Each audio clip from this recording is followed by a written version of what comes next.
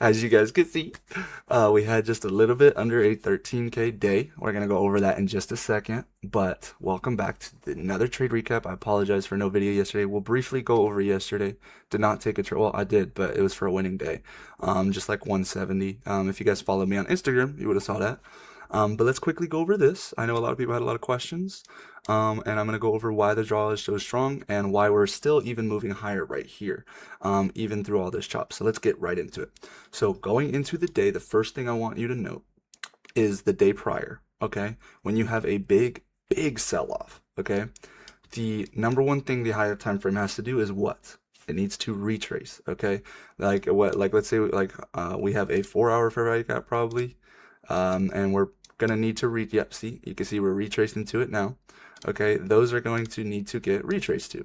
So when you put in a wick like this on both indexes, okay, that is now high resistance. I've told you guys multiple times, high resistance, you trade away from it. You trade to LRL, okay? We trade to the low resistance liquidity. If there is high resistance on the top and there's high resistance on the bottom and we're in the middle, you don't trade. That means you're stuck between two high resistance draws. It's going to do this until it picks a direction. It might manipulate and then it might take out the other draw, right? We don't trade PO3. We don't do none of that. So we trade the low resistance, right? And if I were to zoom out, the only low resistance going into the day is higher, right? So, and if I were to look at NQ, again, same thing. This is kind of a high resistance high and right here. So really only want to target the middle of this range, right? If we are going to keep going higher, it's going to look like this. It's going to look like a mess, okay? So let's go over entry-wise what I took and why, okay? So going into the day, right, market open, we obviously wick down those lower lows. I don't know why anybody would take a trade short after that. I don't know. You can see both indexes start pushing higher here. The only thing I was sketch about, and this is what I was waiting for, is you can see ES puts in a hard wick. So does NQ. But off of those wicks, you can see ES doesn't take this final high over here, and NQ does. So that's the only thing I was watching, was just to make sure, okay, are both my indexes going to lead again, or are we just going to chop down bearish, right? That's completely fine. Again, it is a Friday, so there's not going to be a lot of volume. So again, I'm expecting price to possibly be slow, okay? And now if I were to draw your attention to ES though, we actually do get a 5-minute inverse. So now what I'm watching is when we leave this 5-minute inverse, okay, you can see right here, we left it. Once we leave it, I only want to see it act as support. So for example, when we come back down into it, I want to see a reaction off of it, okay? And so now, unfortunately for this, I do obviously have to go down to the 1. As you can see on NQ, there was no 5-minute inverse, right? What I was watching was this to get reclaimed. Oops, this old 5-minute. So this got inverse originally, and then you could see it got re-inversed, and now it's acting as support over here, right? So you can use old fair value gaps. I'm not sure if you guys knew that. There's some sauce for you, okay? But now if I were to go down to the 1 on both, okay, and I'm going to go ahead and delineate both entries for you. So this would be the entry if you took it on NQ, and then obviously you have my entry over here on ES. So why is this clean? Okay, let's go over it. So now you have the reaction off of this 5-minute inverse that we've been watching. Okay, we have high resistance down here, right? And what can I expect as a day trader? Because with experience, what do I know? If we have low resistance above with a dump down, okay, we have a dump downward. So as we're going down, you're going to get a volume dump. Then it's going to do this. It's going to slowly climb down, but that's because it's putting in that LRL. Okay, and when we retrace, it's going to take that LRL into an unmitigated fair value gap or something like that. That is what's really clean. Now, what we don't do is trade to high resistance. So someone with experience, again, this right here you see down here is the wick that you saw at market open. So what is market open on a Friday most likely to do if we're trying to slowly retrace higher after a dump down? We're going to do this. We're going to put low resistance but moving higher. Okay, this is why once I got my flip, I just wanted to rock a protected stop below some of the low resistance and then target the unmitigated fair value gap. That's all I did. Okay, so let's go ahead and show you right here going on ES. Okay, you can see in this 5-minute inverse, you do get kind of a flip. The reason I didn't take it is just because NQ was taking this high and ES wasn't. You could see if I were to just draw it out real quick, you could see ES lags this high and NQ takes this high as well. So for me, anytime again an entry can just screw you, I'm not going to take it, right? And then same thing, obviously, it wasn't really looking that clean off rip because again, once you put in a wick on one index and they're not moving together, they're both lagging. Now when we come here, we actually start lagging bullish. You could see ES takes this low barely, and then NQ doesn't. So I actually kind of do wish I took it on NQ, but again, the draw for me was on ES. And as you can see though, right at entry at 1025, both candles virtually look the same. Okay, you can see the difference between this, right? If I were to go to both of them, one's taking a high. If I were to go on this one, both of them look like they're going to take the high. And at least during this entry, I have a protected position. I can go break even here, or I could even go break even here, depending how fast it moves. You can see in 2 candles, I just went break even pretty much once NQ took this high over here, which would be on this candle right here, right? And as you can see, it just runs. Okay, so now I went ahead and full screen for you guys because I really want to show you the importance of unmitigated for value gaps and old draws and things like that. So going into the day, not only did I see all this low resistance that I liked, okay, and even when market open does edge something like this, look to the left, what do we have? You still have this old draw. So it's still a clean draw. What I was looking is what can I target just above that? I told you guys I love unmitigated for value gaps. Fair value gaps that haven't been tapped and there's a high right there. That is because of, think of manipulation, right? If you've ever heard of manipulation, that is exactly how it works. But instead of trying to predict the manipulation, I'll just trade to it, right? A fair value gap is always going to be a draw on liquidity. How do you make a fair value gap a stronger draw on liquidity? You look for low resistance to be around it, okay? So going into the day, I did think this wick was actually in here. I saw it like live. I don't know. That's how I saw it. So with that being said, I did target this old fair value gap here. Had I seen that, probably would have maybe took partials at this first one, but I really did just like this higher unmitigated, and it's around low resistance liquidity. And then if I were to show you NQ as well, NQ still had low resistance higher as well, so there was both reasons for price to move. You can see obviously we reject these highs, but why is price being like, you know, hoish?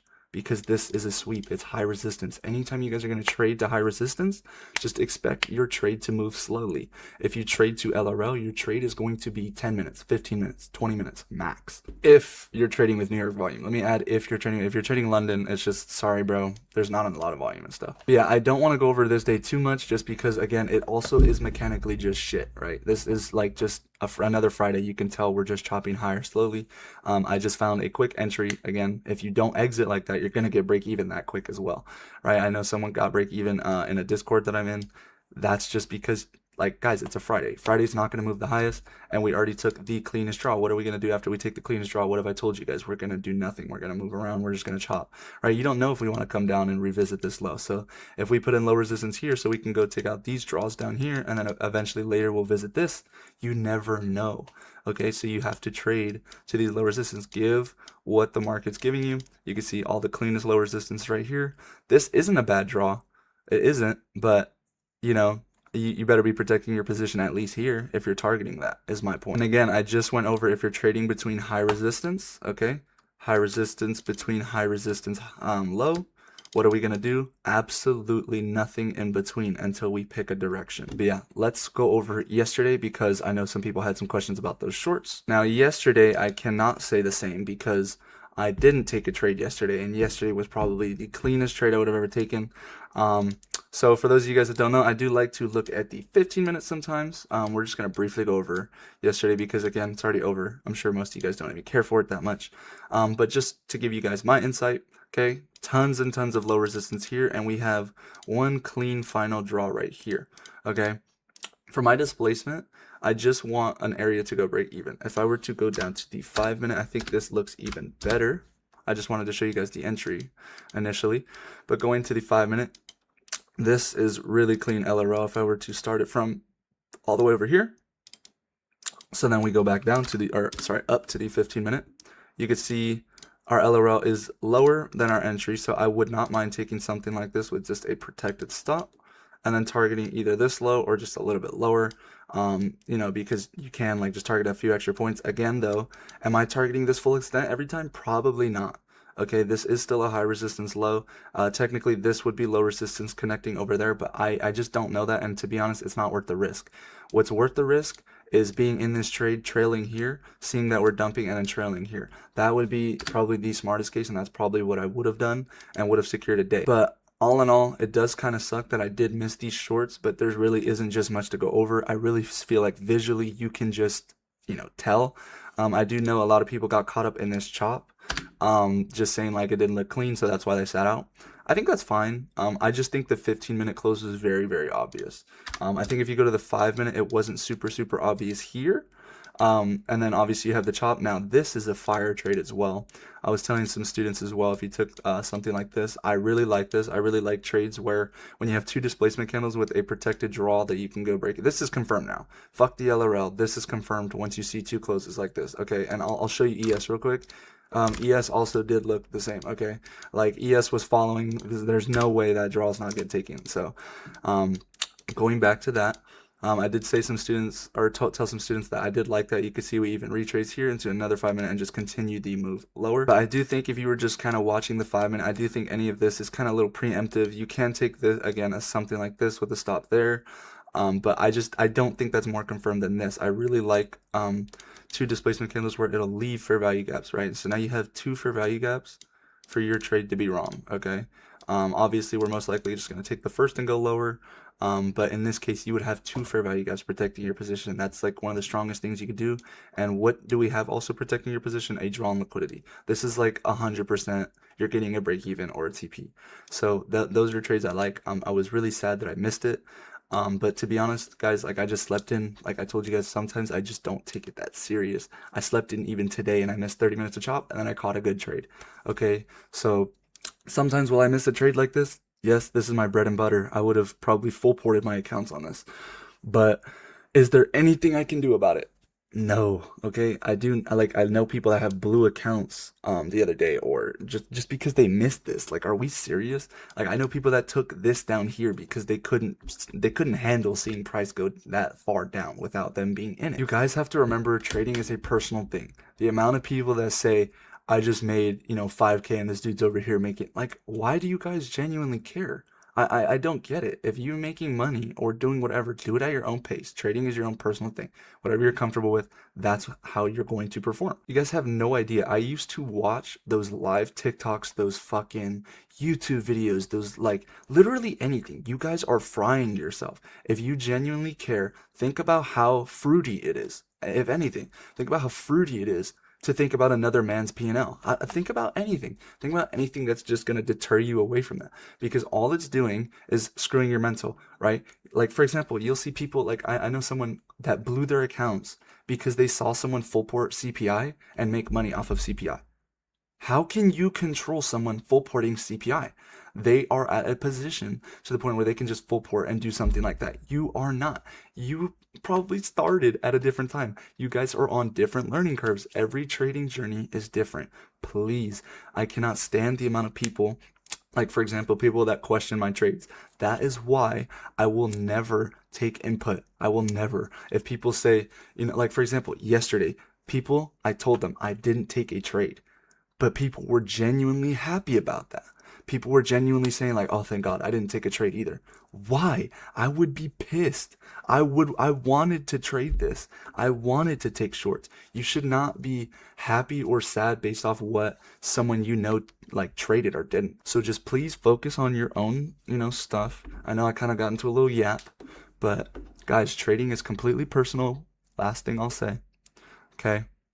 Please lock in. A lot of people are doing well. Markets are moving good again. You just have to be disciplined for days like this. Weed out days like this, you're good. You're good. Okay?